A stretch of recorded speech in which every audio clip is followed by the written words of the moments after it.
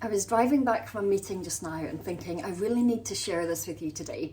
So the voices that you hear inside your head that tell you that you are not good enough at presenting, that you talk too quietly, that you talk too loudly, that you pause and take too long to get your words out, that every so often you're just going to freeze and forget your train of thought, that other people view you as a bumbling idiot, or they think that you've got ideas above your station for not just sitting down there and accepting the status quo.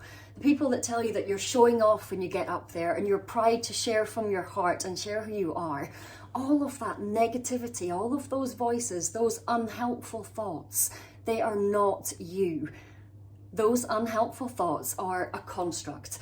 They're a construct, an accumulation of voices that you will have heard over the years. It might have been a negative comment from a parent at some point. It might have been something that a teacher said. It might have been other children in your class at school or other students at uni who just made an off-the-cuff comment, and you have taken that on board, internalised it and believed that it's true and that it's true of you, and it isn't. So next time you hear that, meh, meh, meh, meh, meh, meh, meh, who do you think you are? You shouldn't do that. Nobody wants to look at your face. Then remember that you can just send that voice away, turn it down in your head, because it isn't you, it's not true.